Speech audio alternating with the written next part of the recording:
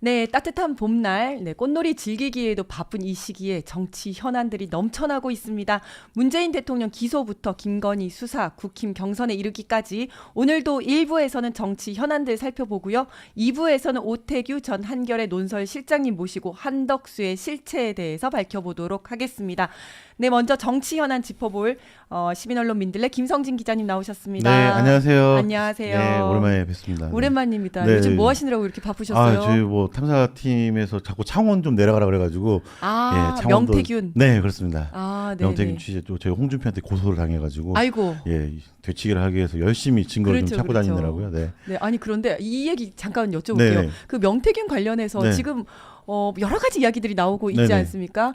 그 홍준표 쪽에서 여론조사를 그러니까 당원 명부를 불법적으로 네네. 유출받아가지고 그걸 맞습니다. 이용해가지고 네. 불법 여론조사에 활용을 하고 네. 뭐 그렇게 했다라는 내용인데 여기에 대해서 물어보려고 하면 홍준표는 아예 그냥 딱 끊어가지고 대답도 하지 않고 있어요. 네, 그렇습니다. 아예 전화도 안 받는다면서요? 전화도 받지 않고 가서 물어보면 삿대질하거나 찌라시 기자 이야기 안 된다고 치워버리라고 저희한테 맞아. 그렇게 하고 있는데 사실 검찰 진술조사에서 여론조사 대납자인 최용희 씨, 네. 그 최모 보좌관이라고 알려진 언론에서는 최용희 네네. 씨가 이미 검찰에서 당원 명부나 이런 게 대해서 다 이야기하고 시인을 한 것 같더라고요. 그렇습니다. 그리고 녹취도 다 있고요. 네. 그래서 사실 그 내용은 거의 빼박이라고 보면 되고요. 네, 여기에 네. 대해서 좀 검찰 수사가 들어가야 할 것 같은데 참 지금 아마 홍준표와 한동훈의 오늘 지금 저희 맞수 토론 하고 있는 것 같아요. 맞습니다. 제가 못 봐서 너무 아쉬운데 그러니까요. 거기서 꼭 한동훈 씨가 최용희를 아십니까? 물어봐야 됩니다. 그러니까 또 이제 한동훈은 뭐 조선의 제일 칼잡이라고 하는 검사 출신 아니겠습니까? 그렇습니다. 이번에 어느 정도의 진술을 끌어낼지 어떤 질문을 할지 좀 궁금합니다. 사실 뭐 저희가 안 보고 말하니까 그러긴 한데 네네. 뭐 어떤 분들은 뭐 진수라고 하지만 또 어떤 분들은 김문수를 견제하니까 둘이 좀 합을 맞춰서 나오지 않을까 뭐 이런 은근히 또 재미없을 수 있다 뭐 이런 이야기도 하는데 한번 이따 봐보시죠.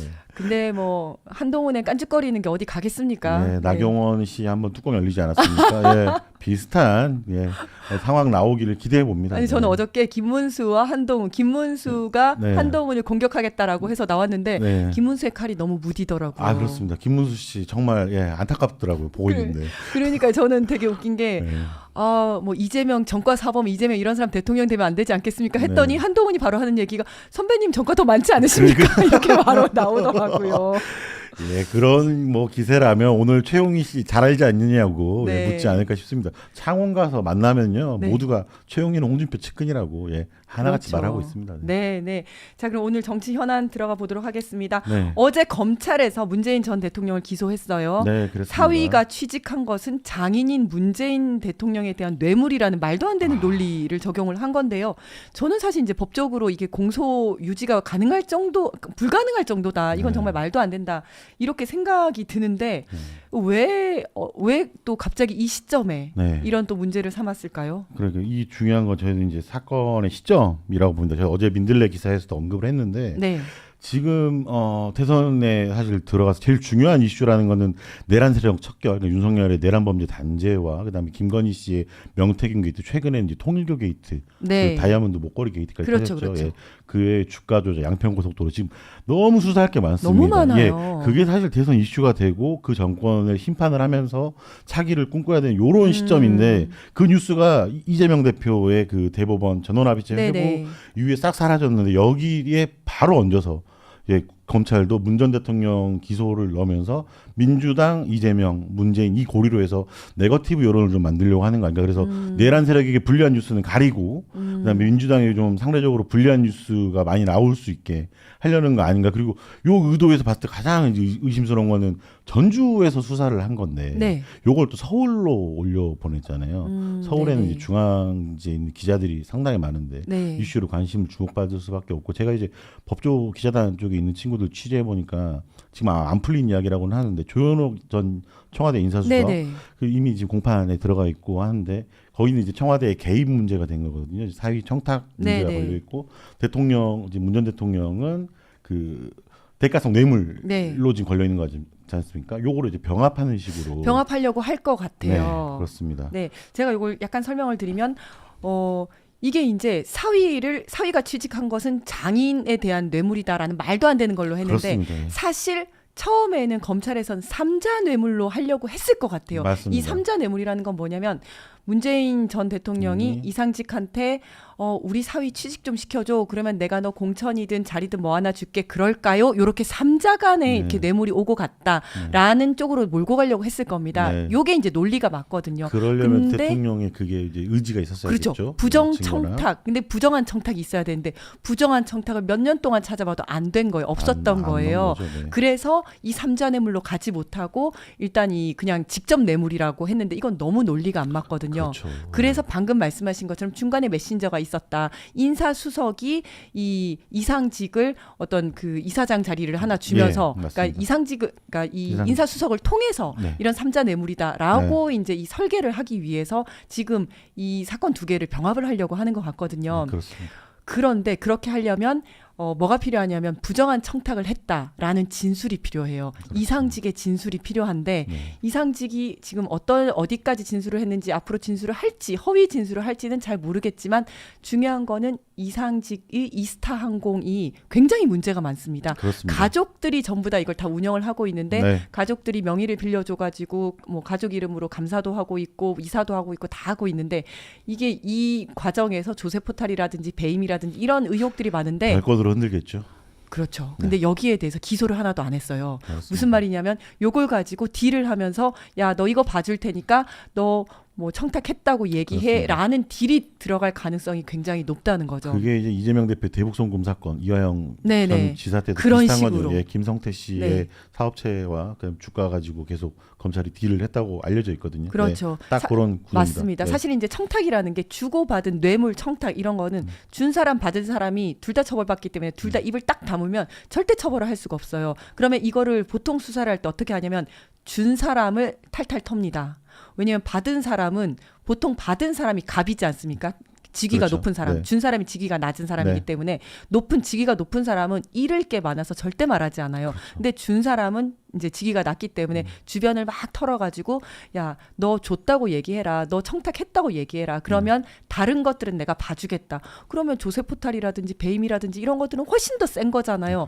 그냥 뇌물 청탁한 걸로 얘기 하나 하면서 요거는 다 봐주겠다라고 하면 이 사람은 뭐 허위자백이든 뭐든 할 수밖에 없는 상황이 되는 거죠. 보통 이런 식으로 뇌물죄를 이제 수사를 합니다. 거기다가 추가로 이제 말 안 하는 그 사람을 괴롭히려면 어떻게 하냐? 가족 괴롭히지 않습니까? 그렇죠. 예. 작년에 추석쯤에 다혜 씨랑 그 김정수 여사 돈 주고받은 이야기 가지고 언론 플레이 무지하게 했었거든요. 그렇죠, 근데 그렇죠. 이번에 뭐 했습니까? 기소 유예. 기소 유예했죠. 예. 예. 장난질 엄청나게 할 기소 겁니다. 아마. 유예할 거면서 그때 엄청나게 이제 맞습니다. 예, 펄럭거린 거죠. 네. 시끄럽게 한 거죠. 네, 그 비슷하게 나올 거라고 좀 보고 있고요. 네. 그다음에 제가 한마디만 좀 네네네. 하나만 그 정치적 의도라는 게 요 수사 시점을 좀 이제 음. 언론에서 언급 잘 안 하는데 네네. 이제 2019년에 사실 곽상도 전 의원 그 50억 클럽 의혹이 네, 있는 있었죠. 예, 그분이 사실 언급을 하고 고발장이 몇 건 있었지만 검찰이 어제 낸 보도자료를 보면 2021년에 시민단체 뭐 정의로운 사람들이란 단체인데 여기 양산에서 시위하고 한 구구단체입니다.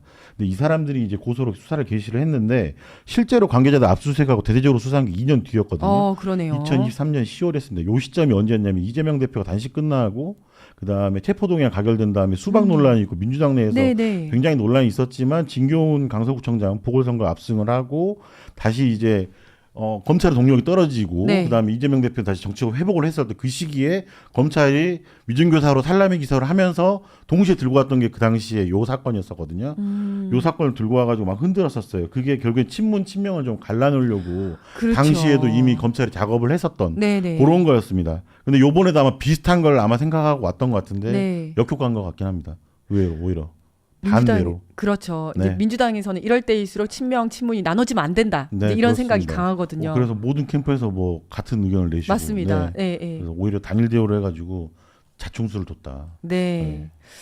그렇습니다. 자, 그다음 현안 넘어가 보겠습니다. 대법원에서 이재명 후보 선거법 위반 사건에 대해서 초고속 심리를 네. 진행하고 있습니다. 맞습니다. 예. 네. 그런데 오늘 박지원 의원은 믿을 만한 소식통이라면서 요거는 무죄 확정을 위한 것이다. 또 이렇게 얘기를 했어요. 네. 어쨌든 대법원에서 대선에 개입하려는 의도가 있어 보입니다. 그건 확실한 네, 것 네. 같습니다. 네. 네. 어느 정도. 네. 그 뭐 다들 이제 뭐 뉴스에서 많이 나와서 아시겠지만은 전원합의체라는 게 이렇게 빨리 이루어지지 않는데 지금 예상 밖으로 지금 아주 이례적이죠. 이례적으로 지금 하다 보니까 물론 이제 뒤에도 어떻게 진행되는지 봐야 됩니다. 그렇지만 현재까지 상황을 봤을 때는 조희대라는 대법관이 주도해가지고 이런 걸 하기 때문에 대선에 개입하는 거 아니냐는데 불순한 의도가 있는 거 네. 아니야라고 굉장히 걱정을 하고 계십니다. 근데 네. 이제 박지원 의원님 말은 사실 이제 어느 정도 동감이 되는 게 사실 대법원 이 전원합의체는 다수결로 하지 않습니까? 네. 근데 우리나라 대법관이 미치지 않고서 파기자판이라는 걸 내릴 가능성은 불가능합니다. 그렇죠. 파기자판 불가능합니다. 그 사법부 존폐 문제가 생길 겁니다. 맞습니다. 그럼 그거 아니고 파기환송을 해봤자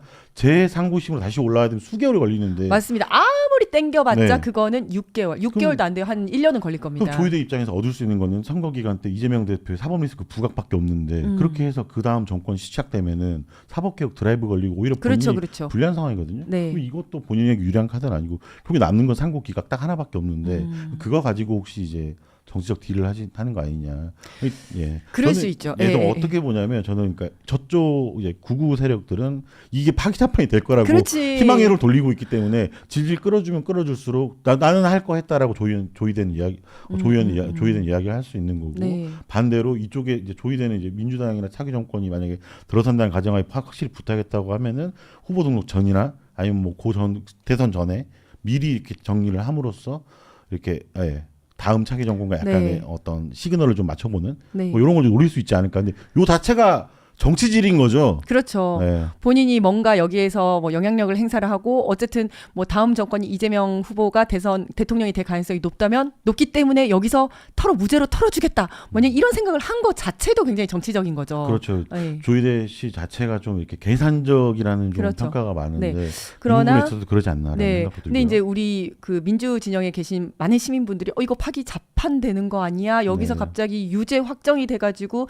이재명 대표가 대선에 못 나오는 거 아니야? 이런 걱정을 하시는데 사실은 그렇게 될 가능성은 없다. 네. 그거는 제로다. 그렇습니다. 이제 실질적으로 아주 나쁜 불순한 의도를 가지고 개입을 한다면 파기 환송을 시켜서 유죄 취지 파기 환송을 시키면 이제 국민들이 생각할 때 이 이재명이 유죄였어. 아, 이 사람 안 되겠네라고 하면서 지지율이 떨어질 정도의 불순한 의도를 가질 수는 있으나 네. 국민들은 더 이상 속지 않는다. 만약에 그렇게 될 경우에는 사법부에 대한 심판을 하게 될 것이다. 그렇습니다. 지지층은 더욱 결집할 것이다. 저는 이렇게 생각합니다. 그리고 또 파기환송 부분 같은 경우에는 시간도 상당히 걸릴 뿐더러 이제 6월 3일 넘어서 만약에 이재명 대표가 대통령이 된다는 가정하에 된다 그러면 이제 이걸 형사재판 자체가 이제 헌법에 그 소추 문제랑 불소추 같이 특권이 되기 때문에 멈춥니다 거기서. 그러면은 이걸 가지고 또 다툼을 할 수도 있는 거거든요. 그렇다면 이게 헌재로 사건이 넘어간단 말입니다. 근데 지금 대법원이 지기현 판사 때문에 아주 이미지가 똥망이지 않습니까? 그렇죠. 그리고 헌재한테 지금 짓밟혀가지고 헌재한테 밀리고 있는 상황이죠. 그런 상황에서 조희대가 지금 존재감을 드러내기 위해서 대법원에서 카드를 꺼냈다라는 이야기가 있는데 이런 관점에서 본다 그러면 파기환송 한다 그러면 또 한 번 헌재 고개 숙이고 우리를 판단해 주십시오가 되는데 그걸 조희대가 할까? 그렇죠. 사실은 이제 대법원하고 헌재는 우리나라에서는 약간 경쟁 관계입니다. 그런데 헌재에서 이번에 8대0 하면서 모든 사람들이 칭송을 받고 있잖아요. 그렇습니다. 그런데 헌법재판관 9명을 누가 추천을 하냐, 누가 임명을 하냐 그러면 3명은 대통령, 3명은 국회, 그리고 나머지 3명이 대법관입니다. 근데 이 대법관, 조희대 대법관이 본인이 지명을 하는데 지명을 한 헌법재판소는 이렇게 지금 날고 있는데 자기들이 정말 똥망 처지가 되지 않기 위해서는 이번에 내가 무죄를 털어주고 아주 그냥 나도 칭송을 받겠어 이런 생각을 할 가능성이 오히려 더 높아 보이죠. 맞습니다. 그렇죠. 어쨌든 저희도 사실 어떻게 보면 희망회로 돌리는 거라서 이 그동안에 이 사법부가 이 내란국면에서 무슨 짓을 했습니까? 정말 맞습니다. 계속 취소시키고 못하는 짓을 낙관은 금물입니다. 그런 것 어쨌든. 같습니다. 그래서 계속 시민사회와 이제 언론이나 정치인들이 감시를 좀 해야 되는 거 아닌가 싶습니다. 맞습니다. 어제 오늘 계속 국힘 경선 토론회가 있는데요. 국힘 후보들이 한덕수와 단일화가 가능하다라는 이야기들을 하고 있습니다. 오늘 방송 오기 전에 이제 4월 30일에 한덕수 씨가 뭐 출마 유력하다 뭐 이런 보도가 사퇴 유력하다 이런 보도가 나왔죠. 사퇴 있고 출마가 뭐 되지 않을까 싶은데. 어쨌든 4월 30일이란 보도 나오는 거는 이제 시점 때문인 것 같습니다. 4월 29일 날에 국무회의가 있습니다. 그리고 국민의힘 2차 경선 결과가 있습니다. 그래가지고 요 시점에서 이제 한덕수는 누가 결선에 올라오느냐를 보고 판단을 일단은 할 것 같습니다. 그래서 근데 그 이야기를 좀 들어가기 전에 국민의힘 입장에서 왜 이렇게 지금 한덕수 씨를 끌어안으려고 하느냐. 네. 지금 이제 단일화 이야기가 계속 나오고 있잖아요. 네네네. 김문수 씨가 처음 요즘 이제 보니까 요런 거 하더라고. 을지 문덕 뭐 이러면서 을지 문덕? 예, 뭐 그 나라를 구한 을지 문덕에서 문수와 한덕수예요? 덕수가 더해서 을지 문덕이다 뭐 이러면서 이렇게 예, 열심히 홍보했는데 최근에 이제 김문수 씨가 지금 지지율 1위에서 많이 좀 떨어지고 있지 않습니까? 네. 그래서 좀 생각보다 좋지 않음에도 불구하고 어쨌든 1차 경선에서 무난하게 거의 1위권으로 통과한 걸로 알고 있거든요. 그 비결이 이제 한덕수 끌어안겠다 그래가지고 그쪽 이제 당심들이 몰렸다라는 분석들이 있거든요. 그래서 홍준표도 지금 본인 다 할 수 있다 뭐 이런 얘기하는 겁니까? 그런 것 같습니다. 홍준표 캠프 측에서는 자기들이 1위라고 지금 주장을 하고 있는데 여기에서 자신들이 한덕수를 끌어안음으로써 1위 대망론 굳히겠다라는 것 때문에 긴급 기자회견을 어제 했었죠. 저는 사실 사퇴할 줄 알고 너무 기뻐가지고 달려가려고 했었는데 물어보니까 그게 아니라 그래가지고 한숨 더 자다가 출근했는데요. 네. 어쨌든 그런 상황이고 뭐 마찬가지로 이제 한동훈 씨도 이제 그런 상황이겠죠. 근데 한덕수 입장에서는 사실 김문수가 올라오길 바라는 것 같습니다. 그렇죠. 네. 지렛대로 활용해서 본인이 나갈 수 있는 유일한 카드가 김문수니까요. 맞습니다. 그리고 사실은 한덕수 차출론이 나온 것도 그 당시에 김문수가 1위를 하고 있었을 때였습니다. 그렇죠. 그래서 이제 이야기를 했었던 것이 김문수가 극우를 끌어안고 그러면 한덕수가 그 중간 지대를 끌어안아가지고 합치면 이제 뭐 50%가 넘어갈 것이다. 이런 아주 그런 생각을 하고 있었던 것 같은데 지금 이제 상황이 좀 달라진 거죠. 그런데 어저께 시선 집중에 한덕수 국민추대위인가요? 거기에 간사가 나와서 이런 이야기를 하더라고요. 그러니까 슬쩍 흘리는데 김문수 후보와 한덕수 총리가 이렇게 같이 단일화를 했을 때 가장 시너지 효과가 클 것 같다 이런 이야기를 하더라고요. 사실상 그걸 원하고 있는 거죠. 원래 시나리오가 그거였는데 지금 이제 그 김문수가 떨어지고 있으니까 다시 김문수를 올리기 위해서 이런 식으로 이제 국힘 경선에 개입하는 거 아닌가 이런 생각이 들더라고요. 공당이면은 자기 대표를 만들어야 되는데 후보를 갖다 바치겠다라는 의도라고 사실 국민의힘 출입하는 기자들은 다 그렇게 보고 있는 것 같습니다. 그렇죠. 김문수 뽑아가지고 갖다 바치고 한덕수로 합치겠다. 예를 들어서 본선이 안 되니까요, 김문수 씨.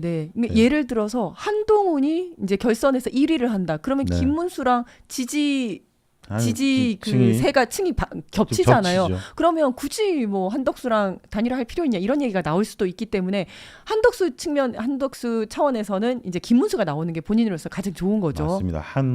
한동훈 후보와 이제 홍준표 후보가 올라오면은 한덕수 씨 저는 안 나올 가능성도 배제할 수 없다라고 보거든요. 낙동강 오리알 되는 겁니까? 그럴 가능성 크죠. 홍준표 씨 제가 보기에는 저가 열심히 홍준표 취재하지 않습니까? 내려놓지 않습니다. 안 내려놓을 거라고 봐요. 절대 내려놓지 않습니다. 그분. 네. 그리고 한동훈 씨 만약에 이제 된다 그러면은 검찰이 캐비넷을 열 겁니다. 검찰이 지금 밀어주고 있는 게 한동훈이기 때문에 자기들의 생존길이 한동훈이니까 한덕수 씨의 캐비넷을 이제 하나 둘 열어서 한덕수를 괴롭힐 거기 때문에 그 전에 빠져야 되지 않을까. 그래서 실제로 국민의힘 취재하는 기자들은 김이 되면 무조건 이건 한덕수가 되는 거고 한홍이 올라오면은 한덕수는 나가리다.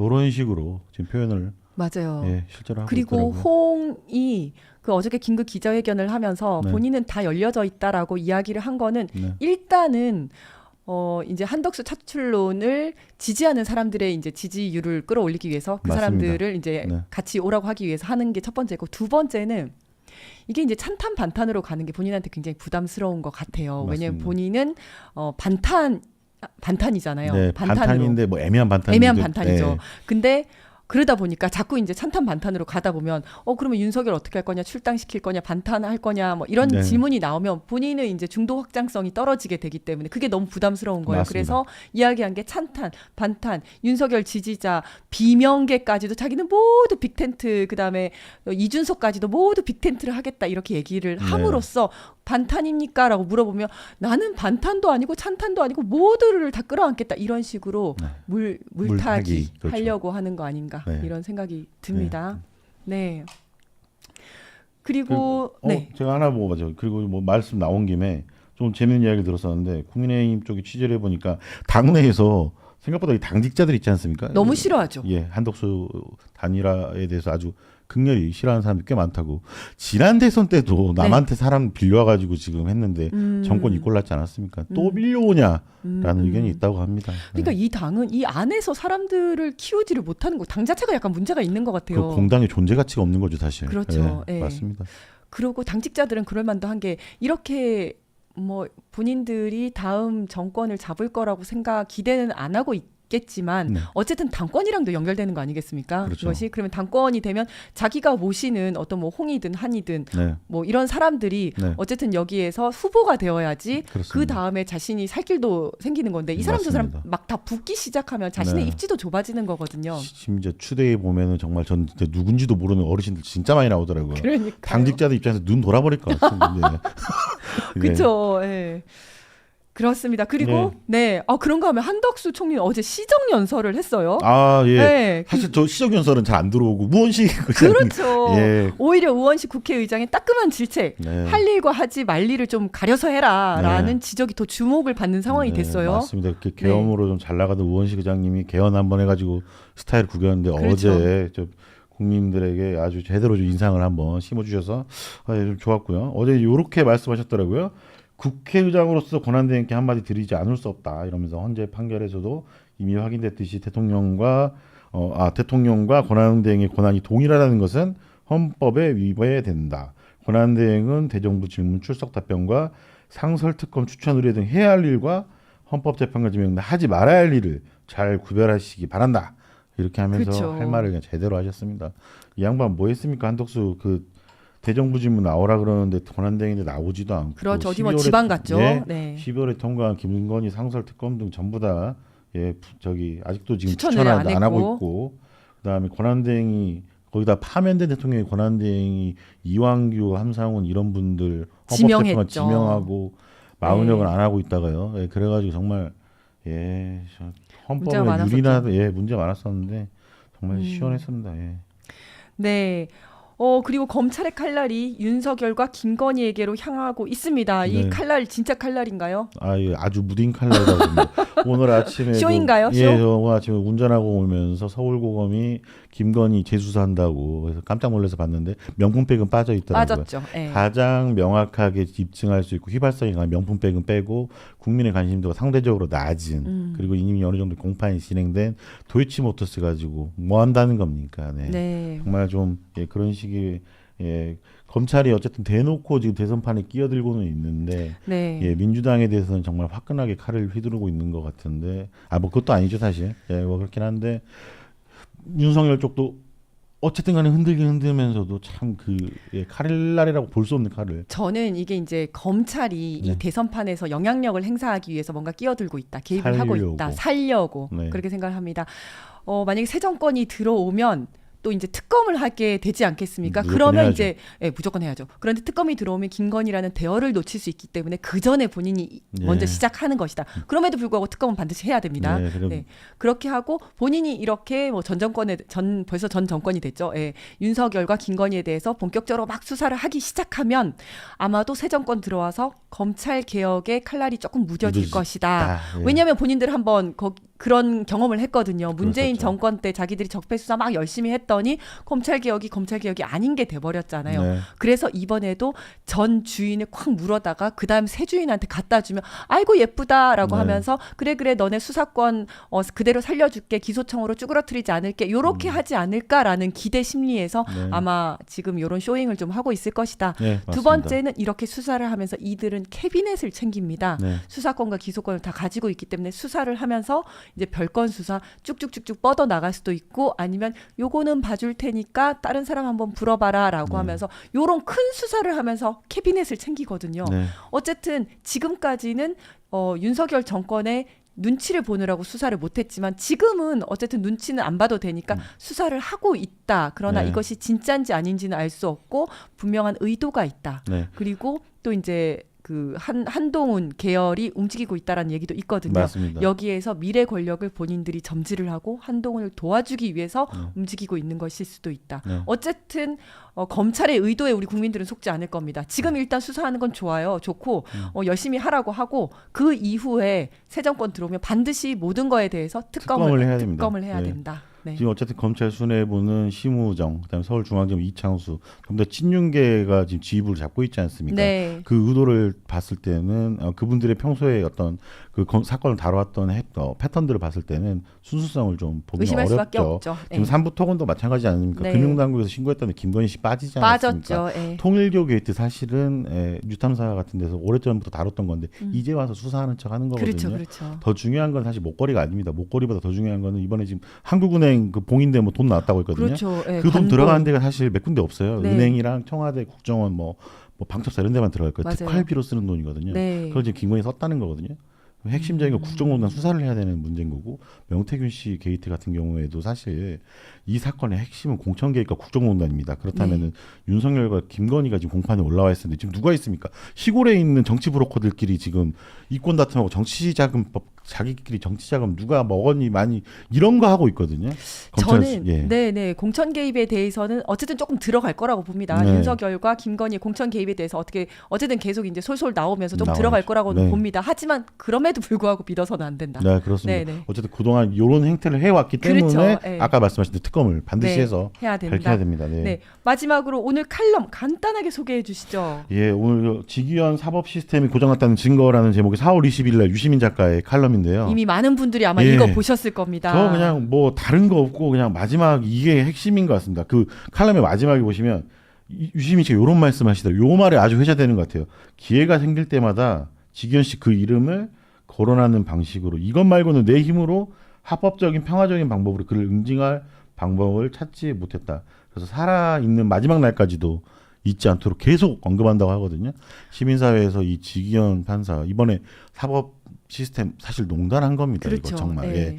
이분 우리가 어떻게 하겠습니까? 지금 유시민 씨가 이런 글을 쓴 그 이유 중에 하나는 그겁니다. 어떻게 할 수 없다라는 문제의식이거든요. 네. 우리 지금 현재 현행법상으로는 이분을 통제할 수가 없기 때문에 이거라도 해야 된다. 이거라도 해야 된다라는 겁니다. 여기저기 가서 직위원 욕이라도 해야 된다. 네, 맞습니다. 정말 기자들도, 내란범을 탈옥시켰잖아요. 구속 맞습니다. 취소해서 예. 탈옥을 시키고 그리고 내란 재판에 있어서 계속해서 특혜를 주고 있죠. 네. 네, 이런 사람의 이름이라도 기억해서 계속해서 욕이라도 해야 된다. 우리 맞습니다. 시민 사회는 맞습니다. 그런 말씀하셨죠. 기자들 또 말씀해 맞아요. 주시죠. 기자들 입장에서 사실은 원래는 그 재판부에 이름이 다 들어가잖아요. 네. 사실 들어가지 않는 게 저는 바람직하다고 보거든요. 수사도 마찬가지고. 네. 근데 요즘 기자들이 이제 열이 받으니까 예전에는 부장판사 이름만 넣었는데 이제 좌배석 우배석 다 집어넣습니다.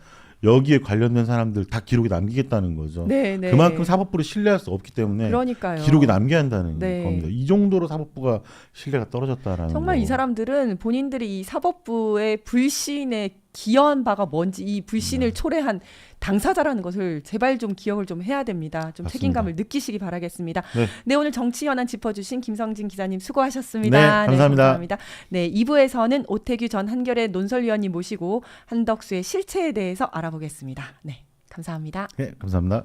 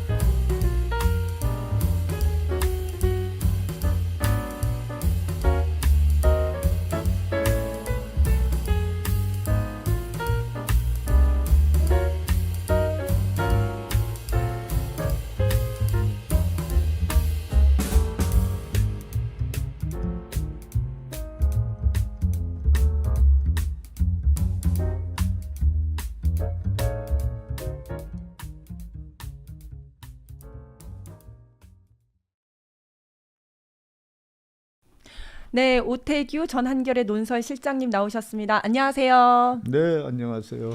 네, 오늘 문화일보에서 4월 30일 날 예. 한덕수 대행이 사퇴할 거라는 보도가 있었는데요. 네. 사퇴할 거라고 보십니까? 저는 뭐 사퇴할 수도 있고 안 할 수도 있는데 별로 중요하지 않다고 봐요. 네. 별로 중요하지 않아요. 출마는 할까요?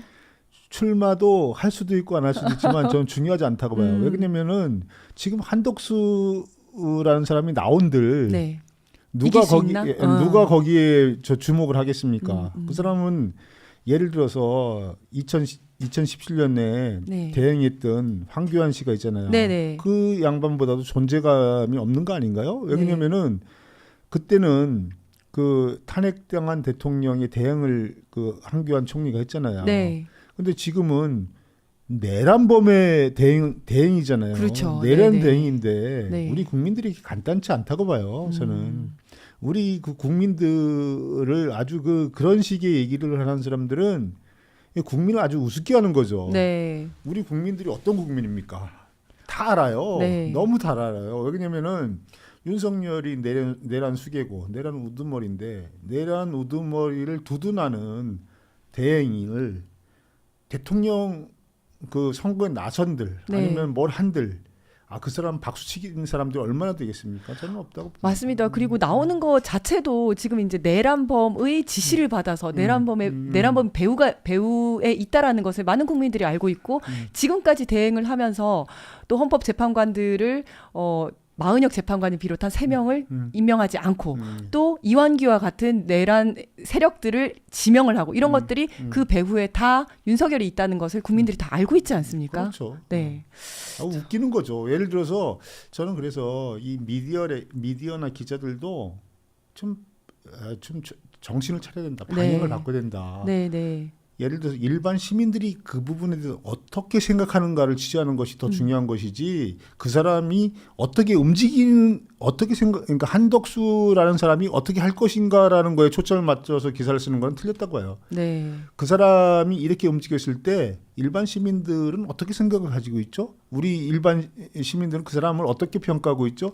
이런 취재를 하는 것들이 맞는 거죠. 그러니까 그 맞습니다. 밑으로부터의 취재가 중요한 거죠. 네. 위로부터의 취재가 아니라. 사실은 66% 국민의 66%가 이 한덕수가 대통령에 출마하는 거에 대해서 반대하고 있거든요. 네. 부적절하다라고 네. 이야기를 하고 있고 23% 정도만 적절하다라고 네. 이야기를 하고 있어요. 네. 사실 그런데 이런 여론조사 결과에 대해서는 뭐 분석을 하거나 이런 뭐 보도가 별로 없는 거죠. 그렇죠. 네. 그러니까 예를 들어서 그 우리가 어느 관점에서 기사를 쓰느냐, 어느 관점에서 그 사안을 바라보느냐는 게 되게 중요하잖아요. 네. 근데 우리는 그 아주 그 상층부의 일부 사람들의 관점에서 그걸 다루거든요. 네. 그들만의 리그를 다루고 있어요. 네. 우리들의 얘기를 해야죠. 네. 우리는 그 사람을 어떻게 보는 건지, 그 사람이 과연 총리로서 자격이 있는 건지, 아니면은 대통령 권한 대행으로 자격이 있는 건지 이런 것들이 중요한 것이지. 그 사람이 무엇을 한다, 무엇을 하려고 한다. 왜 여기에 초점을 맞춥니까? 저는 좀 그거를 뒤집어서 봐야 된다. 그것이 우리 지금 시대에서도 미디어가 할 역할이다 이렇게. 그러네요. 하기야. 우리 미디어에서 얘기하는 것들을 보면 뭐 김문수가 되면 김문수는 극우 세력을 데리고 올 거고 그다음에 그렇죠. 한덕수는 중도 확장성이 있으니 둘이 합치면 뭐 꽤 될 것이다. 이런 얘기를 하고 있고 그걸 그렇죠. 그대로 써주고 있거든요. 그렇죠.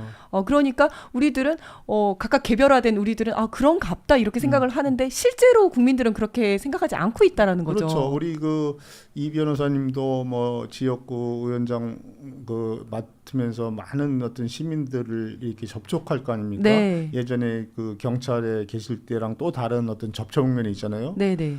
그때의 접촉면과 지금 실질적으로 어떤 유권자들을 만나는 접촉은 완전히 다르지 않습니까? 완전 다르죠. 그러니까 저는 미디어도 마찬가지라고 봐요. 국회 일부 그 참새들의 네네. 입만 쫓아다니는 거야. 그러니까 네. 뭐냐면 그 사람들이 무슨 말 하는지 요것만 전달해 주는 거거든요. 네네. 그 사람들만큼이나 지금 시점에서 중요한 거는 일반 시민들의 말이거든요. 일반 시민들이 어떻게 생각하는지, 지금 우리나라가 어느 상황에 있고 이렇게 막 경제가 마이너스 2%로 막 떨어졌을 때 일반 시민들이 어떤 생각을 하고 있는지 이런 것들을 전해줘야 되잖아요. 그럼 그 사람들의 관점에서 한덕수를 봐야지 네. 왜 한덕수의 관점에서 시민들을 봅니까? 네, 굉장히 중요한 네, 지점을 네. 말씀해 주신 것 같습니다. 그리고 지금 국민들은 한덕수를 어쨌든 내란 대행으로 기억을 하는데 우리가 한덕수의 살아온 인생을 좀 더 살펴볼 필요가 있을 것 같아요. 일단 1995년으로 거슬러 올라가면 한미 자동차 협상 때 한덕수가 협상팀이 아닌데 개입을 했었었죠. 네, 그 얘기 좀 해주시죠. 그거는 그 아마 그 당시에 기사로도 많이 크게 보도가 됐었고요. 네. 그 사건을 겪은 그때 당시에는 외교부가 아니라 외무부였었고요. 네. 건설교통부라든가 이런 자동차 협상이니까 건설교통부잖아요. 네. 그 담당자 그런 사람들은 너무나 그 뼈 아프게 생각하는 일들이에요. 네. 예를 들어서 한 나라가 협상을 하면 협상팀을 만들지 않습니까? 네. 그러니까 협상팀을 만들 때 정부 대표반 요번에도 이제 뭐 저기 최상목이 대표단을 2+2로 해서 갔었죠. 갔잖아요. 네. 거기에서 뭐 각 정부 부처에서 60명을 데리고 갔다 이렇게 얘기가 나오잖아요. 네. 그때도 마찬가지예요. 자동차 협상이라는 것들이 한 개 부처의 일이 아니잖아요. 네. 범정부적인 일이란 말이에요. 네. 그랬을 때 범정부에서 대표단을 꾸리고 그 대표 수석 대표를 만들고 각 정부의 관계자들이 모여서 대표단을 만든단 말이에요. 네. 네. 그 협상을 하면은 당연히 그 사람들이 협상을 해야 되는 거죠. 그렇죠. 네. 근데 협상 대표도 안 들어간 사람이 들어가서 그 아주 그 자기의 어떤 개인적인 어떤 그 인맥을 활용해서 하고 이렇게 됐어 하고서 협상팀에 딱 던져줬다는 거 아니에요. 그러면 협상팀 몰래 비공식적으로 그렇죠. 이야기를 나누고 협상을 한 다음에 네? 그다음에 미국 쪽 요구사항을 거의 수용하기로 그렇죠, 했던 그렇죠. 거죠. 그렇죠. 와. 그래서 그 당시에 기사도 많아요. 네. 그 당시에 그 외무부라든가 건교부라든가 이런 데서 반발한 거죠. 그렇죠. 말도 안 되는 협상팀도 아닌데 월권한 거 아닙니까? 그렇죠. 협상팀도 아닌데 왜 들어와서 네가 그 저기 함부로 그 상대 그 교섭을 해서 그 협상 결과를 가지고 와서 우리한테 수용하라고 하느냐. 아이고. 그것도 한국의 이익을 대변하는 것들이 아니고 미국의 이익을 다 대부분 수용하는. 수용하는 네. 뭐 100% 수용은 아니지만 거의 다 수용하는 내용을 가지고 와서 했잖아요. 네. 그 당시의 기사를 보면 그 당시 그 외무부 장관이 공노명 씨였는데 공노명 씨가 협상의 그 문제점을 지적하는 그러니까 그런 얘기를 잘 안 하거든요. 네, 장관이. 네. 그거 잘못됐다 이런 얘기를 하거든요. 야. 그런데도 역시 그 미국의 힘이 우리나라에 뭐 알게 모르게 막 그 세니까 네. 그것을 그냥 수용할 수밖에 없는. 야, 완전 그냥 그때도 나라를 팔아 먹었네요. 어떻게 보면. 뭐 우리 쉽게 그 일반 그 시중에서 하는 얘기로 보면 팔아먹은 거죠. 네. 근데 안 잘렸어요? 그러니까 역시 미국이라는 나라의 어떤 힘이라는 게 그 정도로 그 뭐라 그럴까 막강하다, 세다 이렇게 볼 수 있는 거죠. 이번에 그 한덕수 씨가 이 협상을 얘기하면서도 뭐 그런 얘기를 하잖아요. 미국이 맞서지 않겠다. 맞서지 않겠다 네. 뿐만 아니라 미국 유리하게 은덕을 베풀어. 그렇죠. 한국 전쟁 이후에 우리나라가 폐허가 돼 있었는데 미국 덕분에 우리가 이렇게 발전을 했다. 뭐, 은공을 입었다. 그런 얘기, 그럴 수 있어요. 예를 들어서 설령 그럴 수 있다 하더라도 협상을 하는 상대한테는 네. 그런 말을 하면 안 하면은 되죠. 완전히 저쪽은 우리가 밀어붙이면 되겠네. 이런 기세등등해지잖아요. 그렇게 되는 거죠. 음. 예를 들어서 우리가 명청기의 그 강해군 시절이라든가 조선 시대에 이제 강해군 시절 이런 거 보면은 우리의 어떤 그 소위 말해서 그 대신들 조정에 있는 사람들이 제조지인이라는 얘기를 하면서 막 그 강해군을 막 그 몰아붙이잖아요. 네네. 제조지은도 모르는 뭐 이런 거 뭐 하면서 청나라하고 절대 해서는 안 된다. 명나라를 명나라 우리를 구해준 임진왜란 때 네. 우리나라를 구해준 명나라 이 제조지은을 네. 우리가 어떻게 해야 됩니까? 이런 거랑 거의 비슷하지 않나요? 그래서 그러네요. 제가 볼 때는 우리가 뭐 은혜를 입었을 수도 있지만 우리가 또 그 과정에 그것 때문에 또 많은 것을 미국한테 또 이렇게 뭔가 이익을 또 이렇게 해주는 네. 부분도 있었어요. 뭐 그걸 떠나서 나라와 나라의 관계는 대등 독립적인 관계에서 해야 되거든요. 그런 네. 부분들을 자기가 스스로 자기가 약자고 우리는 모든 걸 다 수용할 수 있다는 뉘앙스를 주면 안 되는 거죠. 그렇죠. 그러면 안 되는 원래 거죠. 이게 이제 밀당을 해야 되는 건데 그게 그러면. 아니라 그냥 패 다 보여주고 처음부터 넙죽 엎드려 갖고 있으면 얼마나 우리를 우습게 보겠어요. 그러면 뭐 마구 밀고 그렇죠. 들어올 수 있는 거죠. 원래 5개만 가지고 가야지 했다가도 넙죽 엎드리는 거 보면 그래? 그럼 한 10개로 한번 올려볼까? 이렇게 생각하지 않겠어요? 아니, 실제로 미국의 어떤 협상 이런 거 보면은 예를 들어서 형식적으로는 독립적인 어떤 그런 자세로 협상을 하지만 많은 경우 얘기를 들어보면은 그 우리가 한국 전쟁 때 얼마나 많은 피해를 흘렸는데 니네들은 한 방울의 피도 우리한테 흘린 적이 있느냐 하면서 막 압박하는 게 네네. 이제 미국 쪽의 어떤 협상의 어떤 방식이고 전략이거든요. 네. 거기에 이제 끽소리 못하고 막 그 따라갈 수밖에 없는 건데 저는 뭐 속으로 어떤가는 모르지만 겉으로라도 우리는 당당하게 그럼요. 주권 독립국으로서 이런 건 안 되고 되고 하는 것들을 잘 가려서 얘기를 해야죠. 저런 식의 얘기를 하는 것들은 주권국의 어떤 대표로서 할 수 있는 얘기가 아니라고 봅니다. 저는. 네, 그리고 이 한덕수가 주미대사를 하기도 했었어요. 근데 그렇죠. 주미대사 했다가 돌연 그만두게 된 배경에도 뭔가 미국의 이익을 위해서 하려다가 이렇게 잘렸다는 얘기가 있어요. 그때는 아마 2012년에 그러니까 한덕수 씨가 네, 노무현 대통령 때의 마지막 국무총리였잖아요. 네네, 그러고 이제 이명박 대통령 정권이 들어오면서 주미 대사로 간단 말이에요. 네, 근데 이제 이명박 그 정권에서 그 우리가 그 쇠고기 협상이라는 게 네, 있었잖아요. 네. 그러면서 난리가 났었죠. 촛불 그렇죠. 시위가 났었잖아요. 좀 그 이후의 일인데 결국은 그 한미 FTA를 맺었는데 그게 여러 가지 후속 조치 때문에 그 비준들이 잘 안 되고 있는 상황이었단 말이에요. 네, 근데 이제 그 중에 하나가 저기 미국의 어떤 제약회사들의 어떤 요구가 있었어요. 네, 그때 그랬다는 거 아닙니까? 미국이 그 한덕수 씨 얘기는 미국이 그 제약회사들의 요구하는 게 한국에 요구하는 게 뭐냐면은 의료보험의 그 약가라는 네, 게 있어요. 약가의 상한제가 있단 네, 말이에요. 네. 왜냐면 그 우리 국민들이 네. 의료보험 할 때 약이 한없이 그 가격이 높아지면 안 되잖아요. 그렇죠. 그 예. 의료보험가도 높아지고 막 네. 그 의료 그 전체의 어떤 체계가 깨지잖아요. 네. 그래서 의료보험의 어떤 약가 같은 거를 상한제, 제한한단 한제. 말이에요. 네. 상한제를 두고. 상한제. 네. 근데 미국의 제약회사들은 상한제를 풀어주기로 원한단 말이에요. 아, 그렇죠. 그래서 자기네들이 약을 갖다가 비싸게 팔아먹으려고. 비싸게 팔아. 네. 그러면 우리 그 시민들은 보험료를 더 높여서 내야 내야 되고. 되니까. 네. 그러니까 우리는 그걸 풀으면 안 된다. 안 된다라는 네. 입장이죠 전체적으로. 근데 당시에 그 한덕수 대사가 네.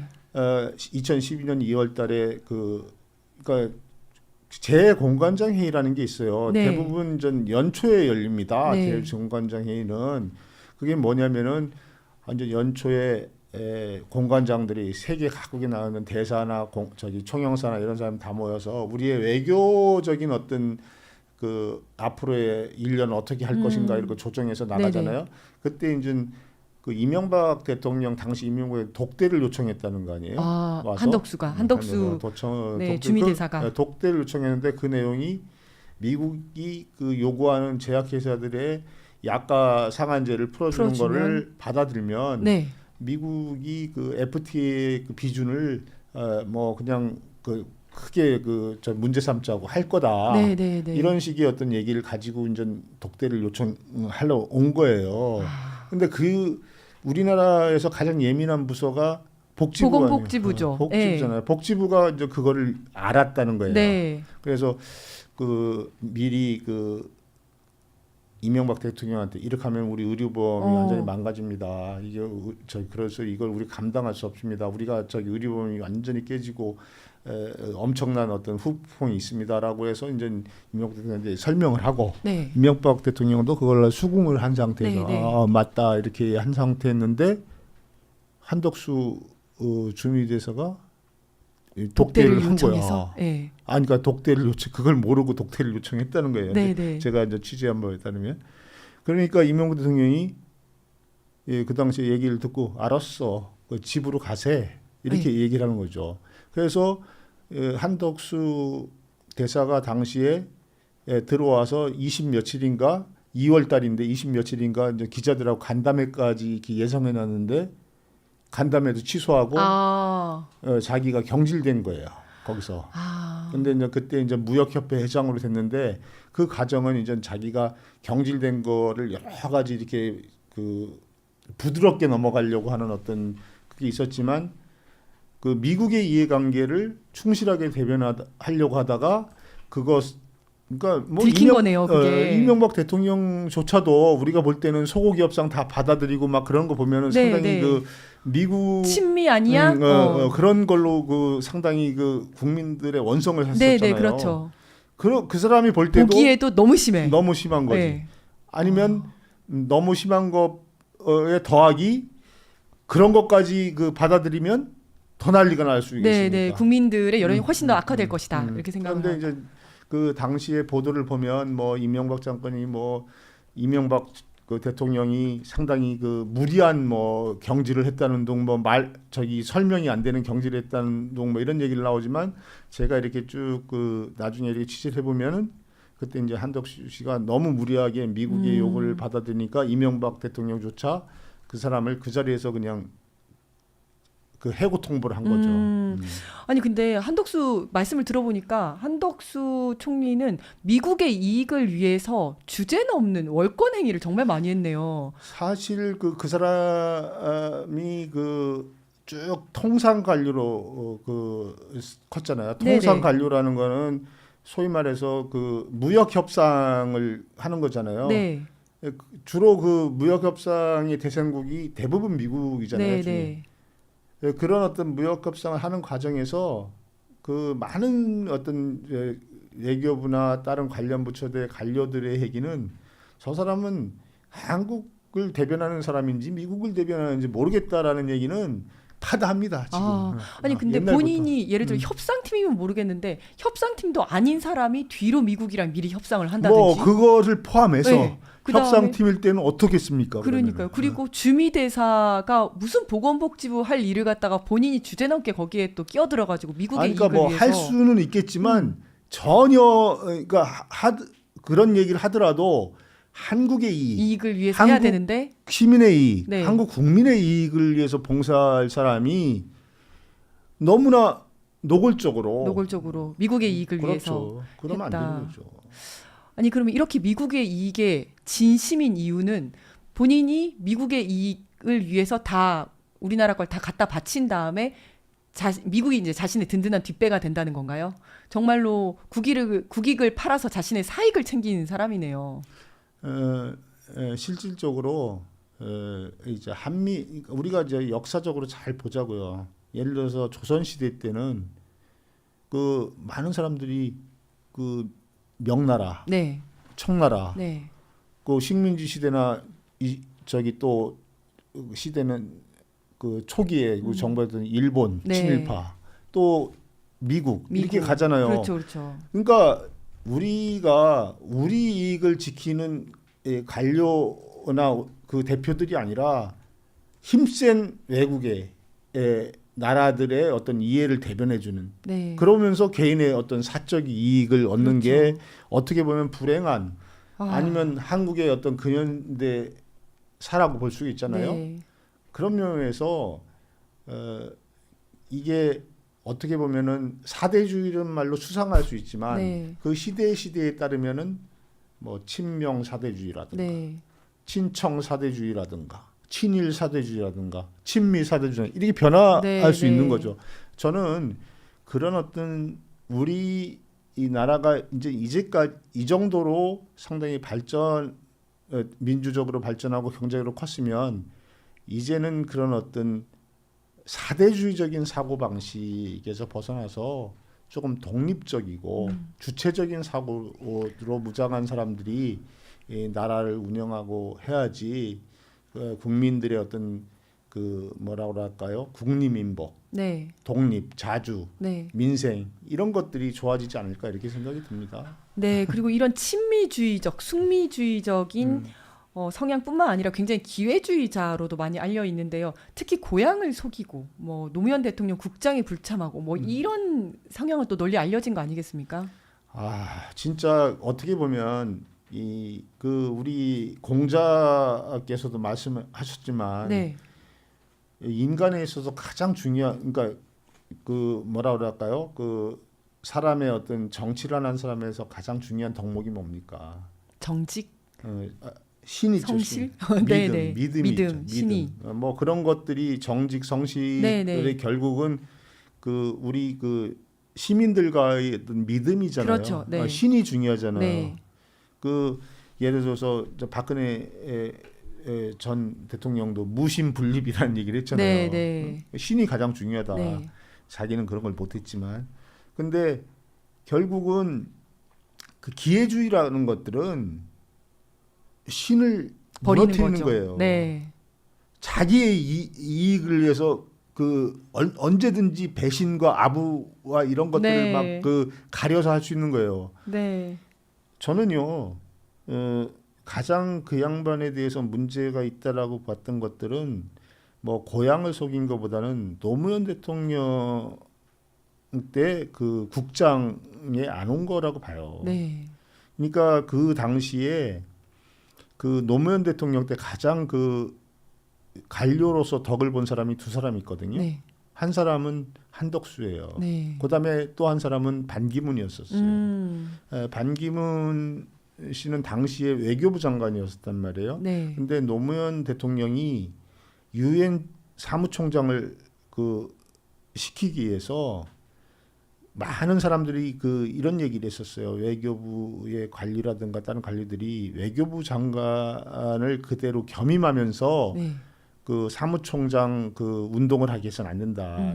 나라에 이게 문제가 있다. 네. 그렇잖아요. 네, 자기가 그렇죠. 네. 그래서 했는데도 불구하고 그 외교부 장관을 겸임하면서 그 외국 그 아프리카 뭐 등등 나라를 가면서 사무총장 운동을 하게 만들어줬단 말이에요. 네, 네. 그러니까 상당히 그 사람한테 그 뭐를 베풀어 준 그렇죠. 거죠. 한덕수 씨는 또 한편에서는 그 사람이 노무현 대통령이 여러 가지 함 중에서 마지막 총리로 발탁을 했잖아요. 네.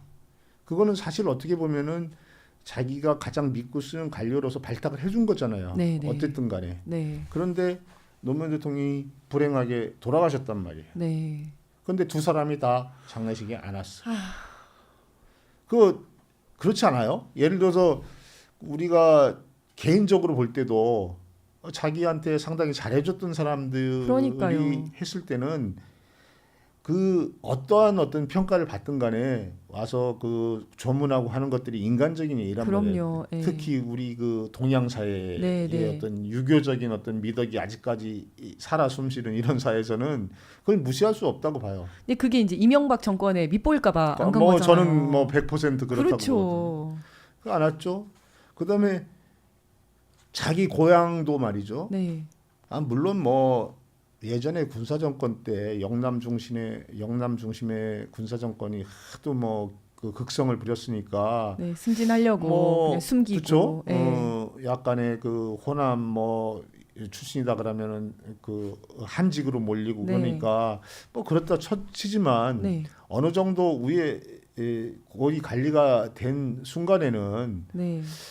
그래도 그 정도의 어떤 배포는 있어야 되는 거 아니에요? 그렇죠. 그리고 본인이 좀 숨기고 나중에 이제 김대중 정부 와가지고 나 사실은 고향 전북이었다. 요까지는 괜찮은데 그 전에는 오히려 전북 출신들을 나 전북 출신 아니야라고 하면서 고향 사람들을 완전 문전박대하고 그랬다면서요. 뭐 그거 저 한뿐만 아니라 뭐 여러 사람들이 그런 얘기가 있지만 사실 그게 뭐 한국 사회의 어떤 그 지역 갈등의 불행이기도 네. 하지만 저 정도의 높은 자리에 올라갈 수 있는 사람들이 갖춰야 될 덕목은 저는 아니죠. 봅니다. 예, 아니라고 예. 봅니다. 뭐 어떻게 보겠어요, 사람들이. 그런 것까지 부정하면서 출세해야 돼? 라는 그렇죠. 그런 생각밖에 안 들죠. 저렇게까지 하면서까지. 지금은 어떻습니까? 공직사회는 지금 그런가요 지금도? 요즘은 그런 분위기는 아니에요. 그런 예. 분위기는 아니니까. 예전에 비해서 뭐 지역 감정 이런 게 많이 없어지기도 했고, 그러니까 예전에는 고향을 속였다 이런 얘기도 듣긴 했었거든요. 그래서 뭐 호남이 고향이면 승진이 안 되니까 뭐 이렇게 좀 이렇게 아버지 고향이라든지 아니면 이렇게 자기가 고등학교 때 서울에 왔으면 뭐 서울이라고 쓴다든지. 예를 네. 들면 그렇게 쓰면 좋겠어요. 그런 것도 솔직하게 털어놓으면 되거든요. 네. 제가 그때는 저기 예를 들어서 호남 출신이라든가 어디 출신이라면은 승진하는데 너무 힘들었기 때문에 제가 그걸 갖다가 불가피하게 속였습니다. 죄송합니다. 네. 이런 얘기를 하면 또 이해가 돼요. 그거는 예. 뭐 우리가 그래 맞아. 그 당시에 너 지역 감정 어, 셌었고 뭐 그걸 이해 못할 건 아니니까. 너 고생했구나. 네. 그러니까 지금부터라도 그런 거에 대해서 좀 뭐라 그럴까 다시 반성을 네. 해서 더 잘했으면 좋지 않겠느냐 네, 네. 이런 식의 얘기를 할 수 있는데 네. 아예 뭐라 그럴까요? 쉽게 말해서 갑자기 이 쌩까다가 돌아서는 거죠. 예. 자기한테 유리한 어떤 또 호남 쪽 사람이 정권을 받으니까 나 거긴데요. 원래 거긴데요 하고 나서는 것들은 진짜 너무 싫은 거죠. 그렇죠. 그러니까 사실 본인이 예전에 지역 감정 워낙 세가지고 그 피해를 입을까봐 이렇게 고향을 숨겼다라고 하면 지금 내가 이제 뭐 호남 쪽이어가지고 잘 나간다면 내가 이제는 그런 지역 감정이 없는 사회를 만들도록 내가 노력을 하겠다라든지 나도 예전에 그런 아픔이 있었다. 이거를 이렇게 더 좋게 승화를 시키면 얼마나 좋습니까? 맞습니다. 하여간 한덕수 씨와 관련해서는 한덕수 씨와 고향과 관련해서는 너무 유명한 일화들이 많기 때문에 전북 출신의 조금 아는 사람들은 뭐 진짜 할 얘기들이 너무 많을 거예요. 네. 근데 4월 30일 날 사퇴를 한다고 하는데 저는 또 걱정이 되는 것들이 좀 있습니다.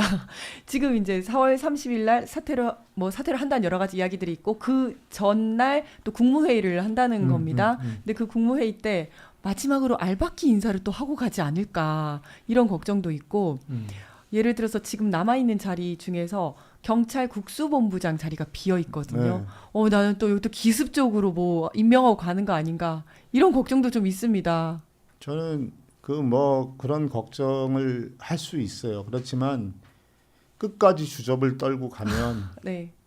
그 대가를 치를 것이다. 아주 엄하게 혹독하게 받을 거라고 생각이 듭니다. 왜냐면은 보세요. 자기가 지금 2달짜리의 대행이지 않습니까? 네. 파면이 되고 나서 그때 나한테 가장 중요한 것이 뭔지.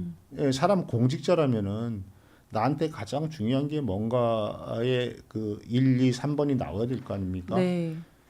그런데 이 양반이 하는 짓을 보세요. 저는 기겁을 한 게 뭐냐면은 대통령으로 뽑힌 사람과 대행과 똑같다. 다를 게 없다. 다를 게 없다. 네. 며칠 전에 다르다고 헌법재판소에서 분명히 얘기했는데. 그거랑 달라요. 네네. 이렇게 얘기를 했잖아요. 네. 머리 좋은 사람, 그러니까 예를 들어서 그렇기 때문에 머리 좋은 사람과 뭐라 그럴까 덕이 있는 사람들이니까 제대로 하는 사람은 틀린 거예요. 네. 예를 들어서 제가 요번에 가장 탄핵 국면에서 가장 우리 국민한테 가장 좋은 교육은 공부 잘하는 애들보다 예를 들어서 공부 잘하는 애들 필요 없다. 네. 공부 잘하는 보다 세상을 잘 이해하고 시민들과 잘 화합하는 사람들이 더 중요한 거지. 네, 네. 어느 학교 잘 다니고 공부 잘했다는 것들이 뭐가 중요하냐. 맞아요. 또 한 가지는 우리나라 교육이 진짜 잘못됐구나. 네. 그렇잖아요. 저는 그런 생각을 많이 들었어요. 우리 어렸을 때 학교 배울 때는 우리 이 변호사님도 그렇게 들었을지 모르지만 사람이 모든 걸 가질 수 없잖아요. 네. 예를 들어서 공직에 기여할 사람은 공직의 명예 네. 이런 거 대신에 자기 돈벌이에는 포기해야죠. 포기해야 되고 네. 돈벌이하는 사람들은 명예를 포기하라. 네. 이 둘을 다 가져가는 거는 이거는 분명한 어떤 부조리나 네. 아니면은 부정이나 이거 연결이 있다 이렇게 생각하지만 네. 지금은 둘 다 하는 것들이 아주 존경받고 잘하는 것처럼 돼 있잖아요. 나는 네. 그 부분이 너무 우리 교육을 망치는 거라고 아주 단순하게 돈벌이로 가든가 아니면 명예로 가든가 그러면은 자기들이 그 길을 따라가는 데 덕목이 있잖아요. 우리 공직자를 보면 본받을 게 없다라는 것들이 너무나 저는 우리 그 국무위원이 몇 명이나 돼요? 한 15명? 15명. 30명까지 가능한데 지금 뭐 열 몇 명입니다. 그 사람들 중에서 우리 그 윤석열 쿠데타 나고 내란 났을 때 자기가 진짜 반성합니다. 내가 못 막아서 아니면 제가 해서 사표난 사람 있습니까? 아무도 없죠. 집에 간 사람 있습니까? 이게 나랍니까? 그러니까요. 저는 이런 그 고위 공직자들의 이런 모습을 보고 너무 절망감이 들어서 그래서 제가 볼 때는 유역 그 감찰 저기 법무부 유혁 네 맞아요. 감사관조차 없었다면 네, 네. 이 나라의 공직자들은 진짜 뭐라 그럴까 그 얼굴을 들 수조차 없었다. 그 사람이 있었기 때문에 그나마 야 그래도 한두 사람 정도는 있겠네라는 희망을 줬지만 도대체 차관 이상으로서 그 자기가 책임지고 나간 사람이 있습니까? 맞습니다. 그 아까 말씀하셨는데요. 정말 공부 잘하는 거 지금 보니까 아무 소용 없더라 이런 말씀을 하셨는데 정말 서울대 내란과라고 하지 않습니까? 서울대 내란과에서 내란을 획책하고 그 밑에서 그거를 한 사람들이 다 무슨 육사 뭐 부끄럽지만 경찰대 출신 이런 사람들이 그걸 다 지시를 이행하고 그런데 중간에서 그걸 막았던 사람들은 정말 일반 시민들 아니면 그냥 일반 사병들 이런 사람들이 이건 아닌 것 같은데 주저주저 하면서 이게 막아진 거잖아요. 그러니까 좋은 대학 나오고 뭐 서울대 나와서 도대체 하는 게 뭔가 공부 잘해서 이 사람들 하는 게 뭔가 이런 생각이 들더라고요. 공부 잘하는 것들이 뭐 나쁜 건 아니죠, 그렇죠? 네. 공부를 잘하면은 공부를 잘한 만큼 인간성도 줘야지. 네. 아니, 사회성도 줘야지. 책임성도 있어야지. 이 사회에 대해서 그것을 도외시하고 내가 공부 잘하는 것 때문에 모든 걸 다 할 수 있다? 맞습니다. 이런 사회는 우리가 좋지 않은 사회고 앞으로 그런 사회는 우리가 바꿔나가야 된다고 봐요. 요번에 그 군인들 보세요. 네. 그러니까 예를 들어 조성현 대령이라든가 뭐 또 저기 얼마 전에 무슨 저기 내란 재판에서 증언했었던 증언했던 저기 그 이형기인가요 이름이? 네. 그 어디죠 그 방첩사 중령이라든가 또 그 비행기 그 우리 저기 수도권에 진입하는 거를 계속 그 3번인가 이렇게 확인하면서 거부했던 그 대령인가 중령 이런 사람들이 보니까요. 육사 출신이 아니더라고. 그러니까 너무 대단하더라고요. 그러니까 내란 재판에서 윤석열이 딱 있는데도 그 앞에서 나는 사람에게 충성하지 않는다 이 얘기하면서 차라리 나를 항명죄로 처벌을 해라. 내가 안 했고 우리 직원들이 안 했기 때문에 내 부하 직원들이 안 했기 때문에 내란은 빨리 끝날 수 있었고 민주주의를 지킬 수 있었다라고 당당하게 이야기하는데 야 이런 사람들이 진짜 대단한 사람들이다. 그렇죠. 이런 생각이 들더라고요. 저는 뭐 한덕수 씨는 뭐 분명히 그 관료의 길을 그 해서 위에 올라왔지만 사대주의를 넘어서 숙미주의자이고 기회주의자라고 규정할 수 있지만 그러면은 그 한덕수 씨와 같은 내각을 구성했던 그 성원들은 다른 사람이 있었느냐? 다 그 사람의 어떤 닮은 꼴 쌍둥이들이 아니냐? 그런 면에서 너무나 우리 국민들이 어떻게 보면은 참 불쌍한 거죠. 네. 그래서 뭐 누가 다음 뭐 대통령에서 누가 되고 안 되고를 떠나서 그런 어떤 걸 바꿔 나가는 거. 그 사람들의 어떤 시선이 그 자기의 출세가 아니라 자기의 어떤 개인적인 이익이 아니라 국민의 이익과 나라의 이익으로 볼 수 있게 만드는 어떤 그런 어떤 풍토를 만드는 거 이런 것들이 상당히 중요하다고 저는 봅니다. 네. 지금 마무리 말씀까지 잘 해주셨습니다. 예, 이제 시간도 벌써 6시가 넘어가서 마무리를 해야 할 시간인데요. 정말 대통령 권한 대행이 나라를 말아먹을까봐 국민들이 이렇게 걱정을 해야 하는 이 현실이 참 참담합니다.